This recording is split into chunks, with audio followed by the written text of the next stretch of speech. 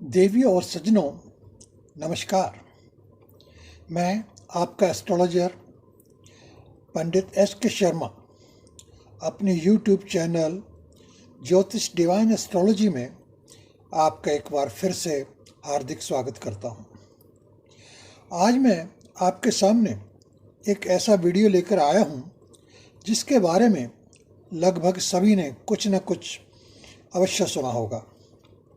मित्रों, आज का ये टॉपिक है शनि की साढ़े साती और ढैया के बारे में। आखिर यह होता क्या है और लोग इनसे इतना डरते क्यों हैं?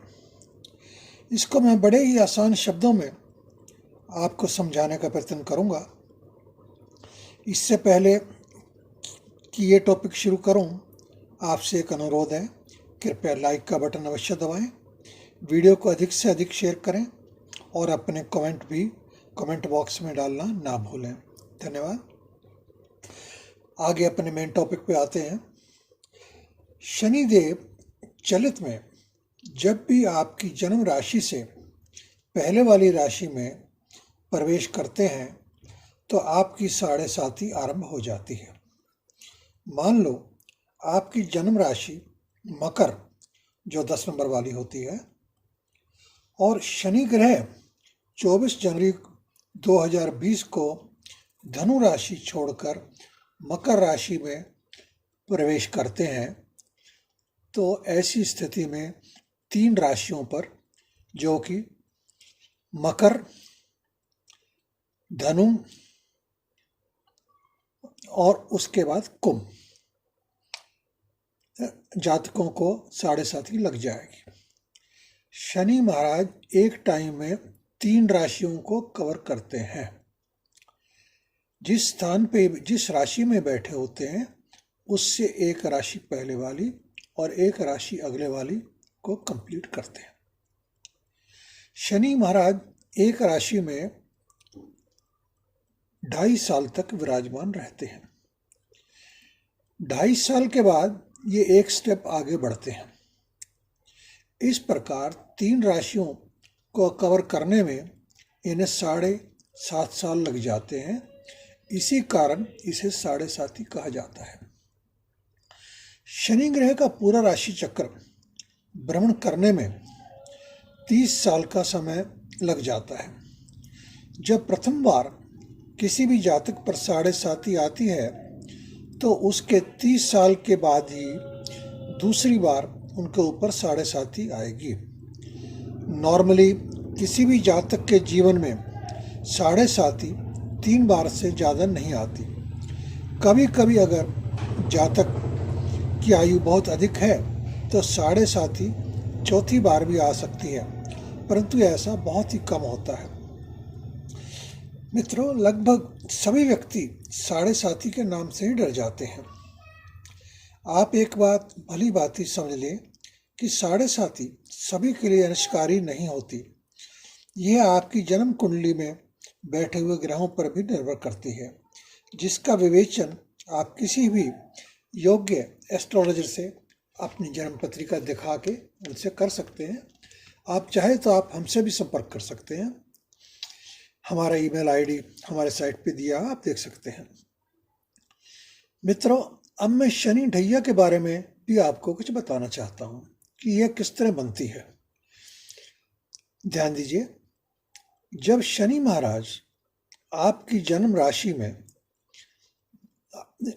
आपके जन्म राशि के अनुसार आपके 4थे और 8वें भाव में गोचर करते हैं तो जातक को ढैया लगना आरंभ हो जाता है। ढैया का मतलब ही 2.5 साल से है। शनि ढैया का परिणाम कैसा रहेगा, यह फिर जातक की कुंडली पर निर्भर करता है। इससे पहले मैं एक और जरूरी बात आपको बता दूं कि शनि महाराज का हमारे जीवन में क्या रोल होता है। शनि महाराज को इस संसार का न्यायाधीश माना जाता है। ब्रह्मांड के जो स्वामी हैं, जिसे हमारे शास्त्रों के अनुसार भगवान शिव को माना जाता है या नारायण को माना जाता है, उन्होंने ही शनि महाराज को ये रिस्पॉन्सिबिलिटी प्रदान की हुई है कि इंसान के जन्म जन्म के पाप पुण्य का फल देने का काम शनि महाराज ही करते हैं। एक प्रकार से शनि महाराज इस संसार के मुख्य न्यायाधीश हैं।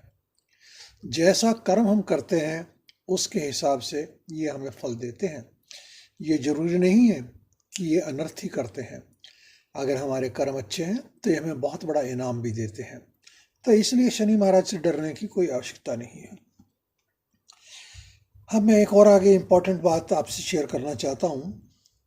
शनि महाराज की मूवमेंट के बारे में एक और आवश्यक विचार किया जाता है कि शनि महाराज कौन से पावे से, कौन से पद से ने आपके कुंडली में प्रवेश किया है या 7.5 अर्ब हुई है।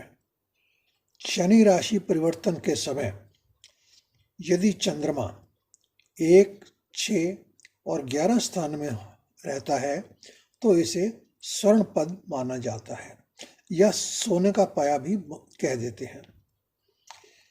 इसके पश्चात स्थान 2, 5, 9 में हो तो इसे चांदी का पावा या रजत पाद भी मानते हैं।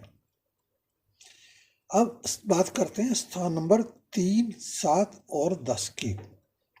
यदि इन स्थानों में हो तो ताम्र पाद यानी तांबे का पावा माना जाता है, और यदि 4, 8, 12 स्थान में हो तो इसे लोहे का पाद माना जाता है। इसे लोहे का पावा भी कहते हैं।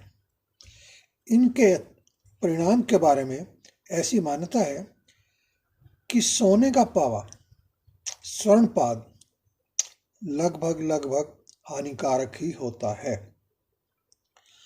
अब बात करते हैं रजत पाद की, चांदी के पावे की। मित्रों, इससे हमेशा आपको लाभ मिलता है, ऐसी मान्यता है। तीसरा आता है ताम्रपाद यानी तांबे का पाया। इससे आपको मध्यम फल मिलता है। जो लाभ मिलेगा वो मध्यम किस्म का मिलेगा। अब अंत में लोहपाद की बात करते हैं। इसके बारे में ऐसा माना जाता है कि अगर शनि महाराज लोहपाद से या लोहे के पावे से आते हैं तो ये बहुत ही कठिनाई और नुकसान दे सकते हैं। तो मित्र, ये हुई शनि 7.5 की बात, शनि ढैया की बात और शनि पाद की बात। आज की पोस्ट में सिर्फ इतना ही। मैं अगली पोस्ट और डालूंगा जिसमें शनि महाराज के बारे में मैं काफ़ी और विस्तृत जानकारी आप लोगों को दूंगा।